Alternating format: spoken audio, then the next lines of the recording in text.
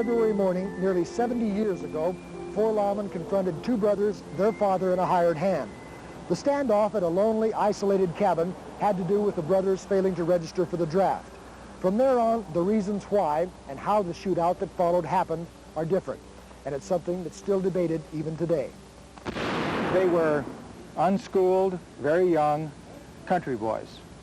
They had committed an atrocious crime, and they received the stiffest penalty they could get at the time.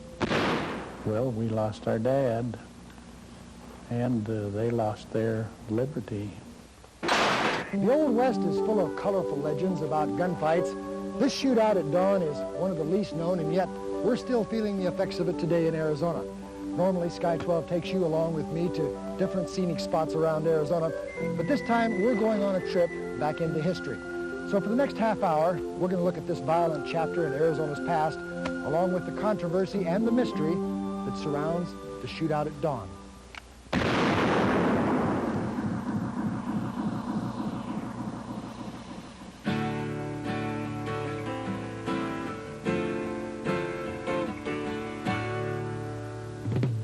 I can plow a field all day long. I can catch catfish from dusk till dawn. Make our own whiskey and our own smoke too. Ain't too many things these old boys can't do. We grow good old tomatoes and homemade wine, and country boy can survive. Country folks can survive. Because you can't starve about and you can't make a run. Because when them old boys raised on shotgun, we say grace and we say ma'am. If you ain't into that, we don't give a damn.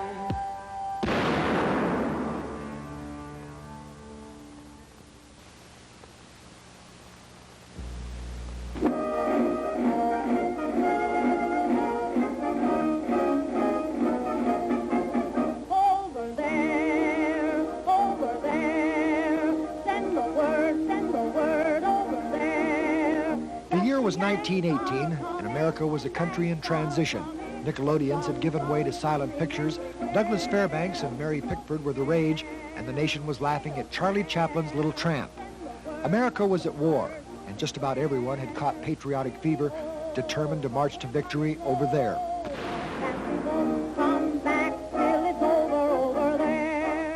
President Wilson had signed the draft law into effect, but little did anyone know just how that would affect so many lives in a much different way in Arizona.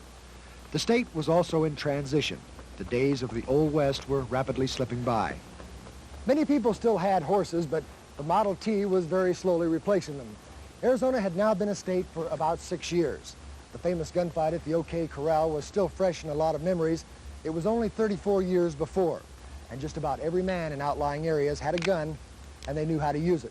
The stage was being set for one of Arizona's last shootouts. It involved a mountain family, the Powers. On the other side were 4 law enforcement officers. It all happened in a remote canyon in southeastern Arizona in the rugged mountains called the Galeros. That spectacular wild country is now federal wilderness land. So the only way we could visit the scene of this shootout at dawn was the way those folks must have done it nearly 70 years ago, by horseback. Whoa, Ray.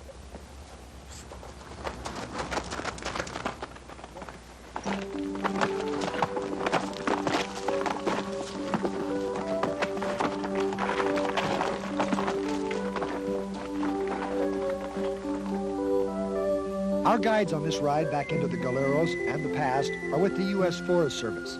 Chuck Duncan and Walt Freoff know this region well, and they have a deep respect for the land and the people who carved a living out of it in the early 1900s. The terrain they worked in, this area here is kind of, it's rough and tough, and it's the type of people they were. It was during that time that a ranching family named Power moved into the Galeros.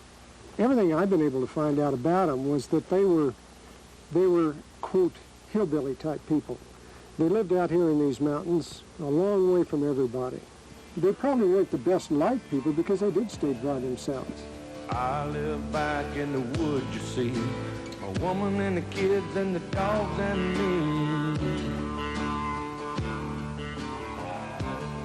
I got a shotgun. It's said there was bad blood between the Power family and another rancher named Cain Wooten, who was also a deputy sheriff.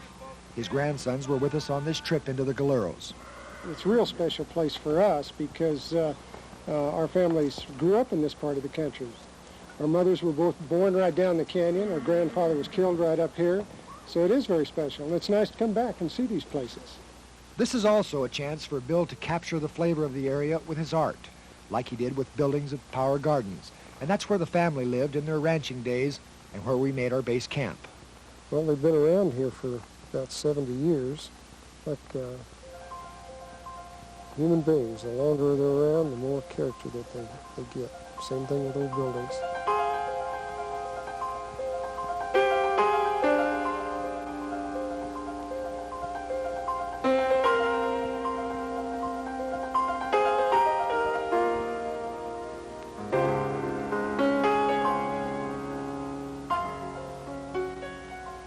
Jeff Power's oldest son broke away and left his family, never to return. Daughter Ola died mysteriously. Her family said by poison, but others said it was a broken neck. It was just another mystery about the country family that outsiders still talk about. Jeff and his remaining sons, Tom and John, turned to gold mining for a living, and they moved to a lonely cabin close to their claim, one of the many such mines in Rattlesnake Canyon. It's hard to say about these miners, all up and down through this Rattlesnake Canyon and in through here. The work that they must have loved it, or they must have had that hope for a reward that was going to come through. Other miners lived the rough life, just like the Powers, and survived as best country boys could.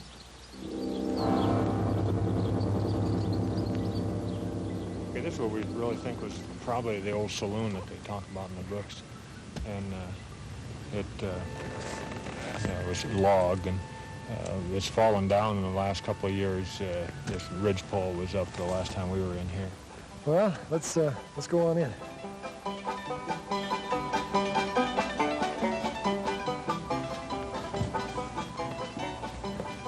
While it wasn't as fancy as this, the miners and other residents of Rattlesnake Canyon needed a saloon to go to. They generally worked 7 days a week, and they had to have a place where they could relax a little and maybe talk about that rich vein of ore that was just no more than a few inches under the rock. The saloon in Rattlesnake Canyon probably had a bartender, or at least someone to serve the beer and bootleg whiskey. Remember, these were the days when bootlegging was a big business. Even Tom Power told how he smuggled in whiskey from New Mexico. And while there may not have been real saloon girls, there were definitely ladies who, well, they ran a thriving business in Rattlesnake Canyon. It was all part of the life here for the miners and ranchers who, like the Powers, called the Galeros their home. The cabin the Powers and an old Army scout named Tom Sisson moved into is still standing, but you get a strange feeling there.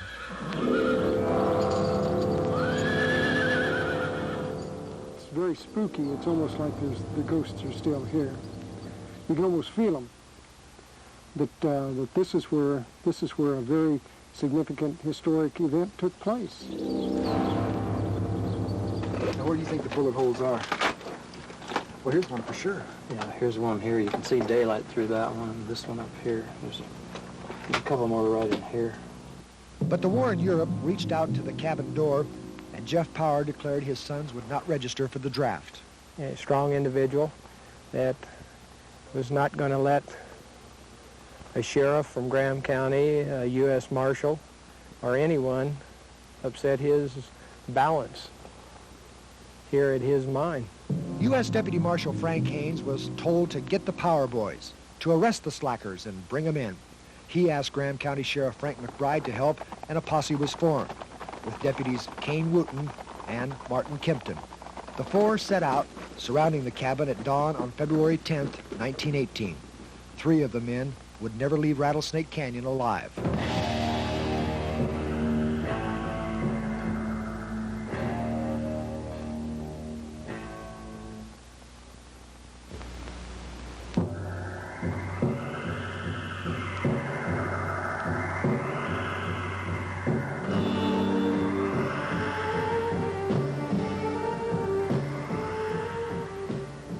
At dawn, Jeff Power stepped outside his cabin door for the last time.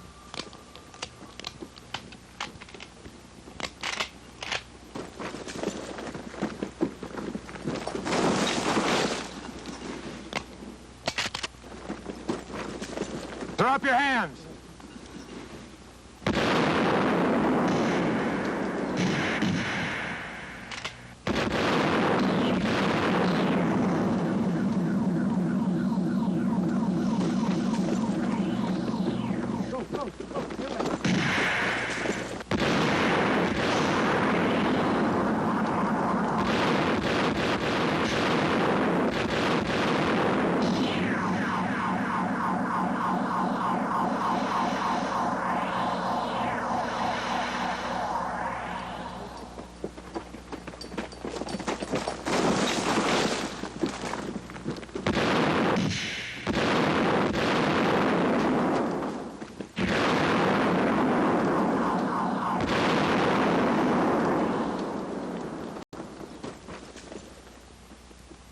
In about 3 minutes, approximately 30 to 60 shots were fired. Sheriff McBride, Deputies Wooten and Kempton lay dead. Jeff Power died later that morning. U.S. Deputy Marshal Frank Haynes slipped away and alerted the world to the tragedy. I felt terrible. They brought my dad home. He had been shot from the back. The bullet entered his neck on the right side and came out and ripped him from his ear to his point of his chin. And I remember that grandfather just said, Clara, sit down. I've got some bad news for you. And he told her, and she couldn't say a word. She just gasped. The first word she said was, Gladys, go out and get my little children out of the yard. The Power brothers didn't even have the time to grieve the death of their father. They and Tom Sisson knew that a posse would be on the way, and their own lives were now at stake. The trio rode off on the dead officers' horses, bound hopefully for Mexico. Meanwhile, 3,000 men, the largest manhunt in Arizona history, began the search.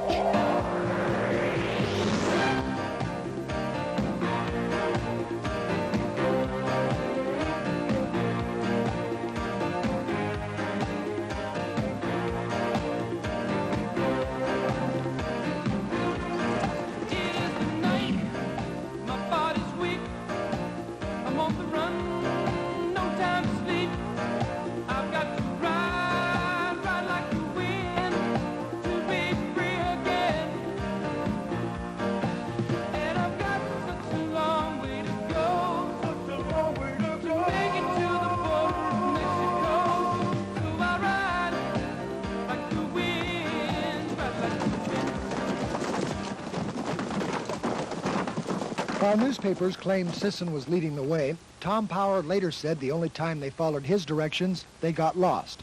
But in the Galeros, it's easy to hide. This is just one of 100 canyons in the wild Galero Mountains, and like the others, it's isolated, rugged, and primitive. It's a place where a man and maybe even 3 men could hide from the law and the world. This cave was discovered several years later by hunters. They noticed that it had been well stocked with supplies years before, and speculation began that the 3 men on the run had planned before the shooting to hide out there. This is called Holdout Cave. Did the Powers and Tom Sisson hide from the posses here? Some stories say they did, and others say they didn't. The men were certainly scared and desperate enough to hide any place that provided shelter. No one knew for sure just where the Powers and Sisson were.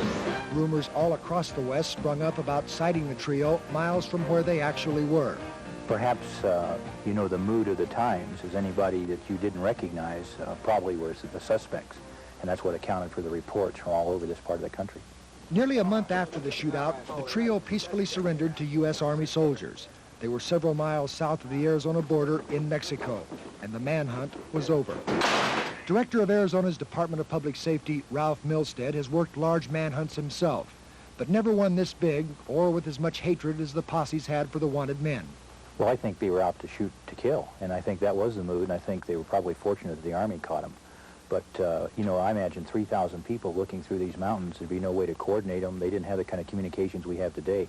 I don't know how you would have ever coordinated a hunt of that size. Heavily guarded, the trio was brought back to Arizona with a short stop at the jail in Duncan. The Power brothers needed medical help. Wooden and glass splinters flying during the gun battle eventually cost both men their left eyes. When they finally got to the Safford jail, which was located here behind the Graham County Courthouse, Hundreds of people gathered outside for hours just to get a glimpse of the notorious trio. There was even talk of storming the place and stringing them up. Feelings were so strong against the Power brothers and Tom Sisson that their trial was moved to Clifton in nearby Greenlee County. The trial itself lasted just a few days, but as far as the newspapers were concerned, there was only one verdict. It was no surprise when guilty of first-degree murder was reached. But conflicting stories and unanswered questions about what really happened began. There was the way the lawman approached the cabin before daylight, something Kenton apparently was uneasy about.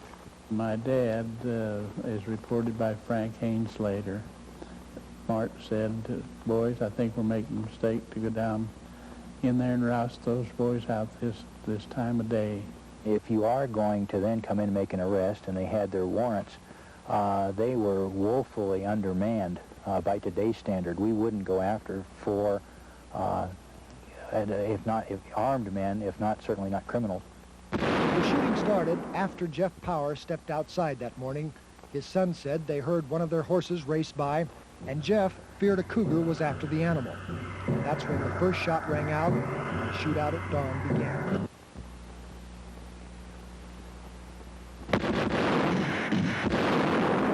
Who in your mind fired the first shot? Well, in my mind, I think that it would be, it just doesn't seem realistic to assume that three men walking up to the front door of a heavily armed house would come with the intention of attacking it. I think that they were shot from inside. That's my opinion of who fired the first shot. U.S. Deputy Marshal Frank Haynes testified he heard Wooten shout at Jeff Power. Throw up your hand! Haynes said the first shots came from the cabin, and Jeff Power went down, never firing a shot. But at an inquest held just days after the shooting, neighbor Jay Murdoch told how he cared for the mortally wounded man. He said there was a smaller bullet hole in his chest and a larger one in his back, suggesting he was shot from the front. Murdoch also said Jeff Power repeated over and over again that he had thrown down his rifle and was shot by Cain Wooten. There is a theory that your grandfather fired the first shot. I realize that. What if you that could have occurred. After all, he was a deputized peace officer in the performance of his duty, and I think it's fairly well established that old man Power stepped out of the cabin with a weapon, and Cain very well could have fired the first shot to start it. Murdoch was never allowed to tell the jury the final words of Jeff Power. Tom Sisson never testified either, and the Power brothers maintained he never fired a shot. But shells from Sisson's gun were found inside the cabin.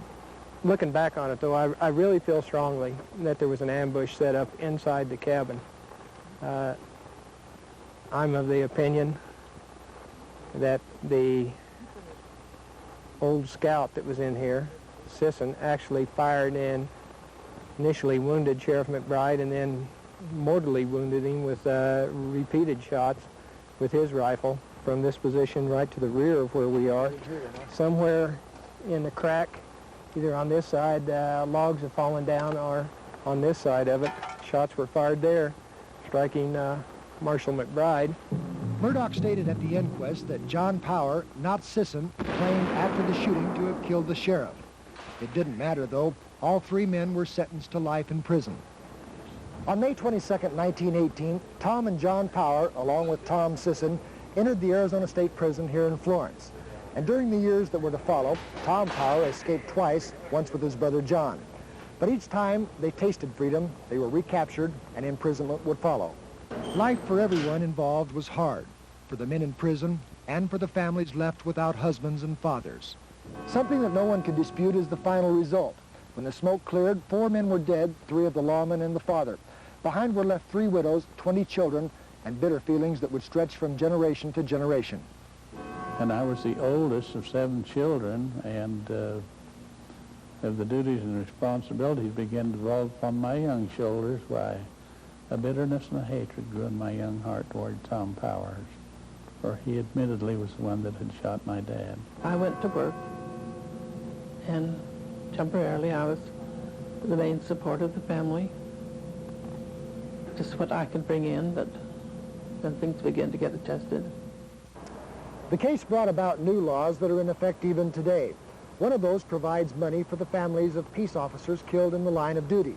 Another law passed just 2 months after the conviction brought back the death penalty.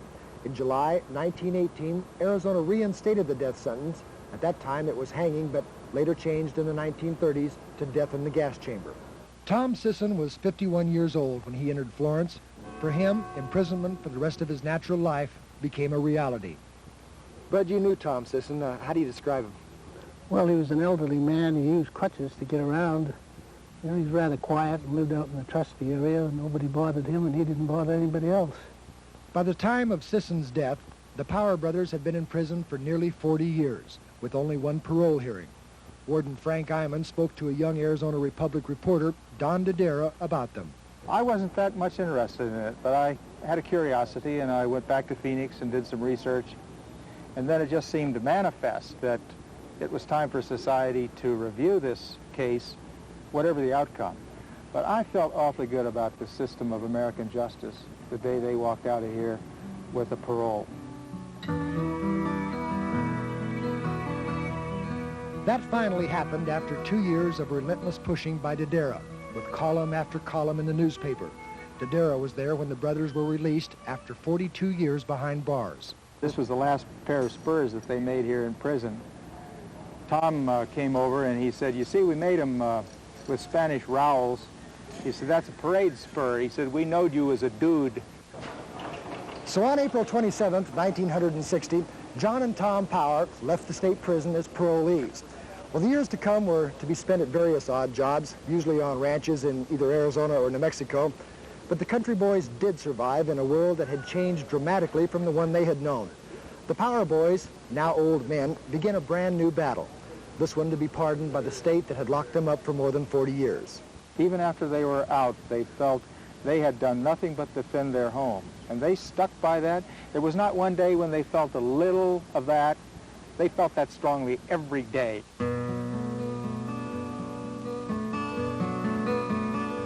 In the later years, they would venture back to the mine. One time, John was flown in by a young helicopter pilot who knew only vaguely about the story, a pilot whose own family had been part of the posse tracking them down. But on that day in 1969, he was struck by the emotion of the moment for John Power, returning to this spot where so much was lost so long ago. I think as far as we're concerned, bygones are bygones. And what it is now is just a mystery that we'd like to see solved, but we don't know that it ever will be. In 1969, the Power brothers were formally pardoned by Arizona's Governor Jack Williams. Tom died in 1970. His brother John died in 1976. They're both buried here in Klondike, Arizona, along with their sister, father, and grandmother. Whatever secrets, whatever stories they didn't tell about the shootings are buried with them. And like so many other tragedies, we can only guess now about the real reasons behind them. For the true story about the shootout in the Galero Mountains will probably remain a mystery forever. I'm Jerry Foster. Good night.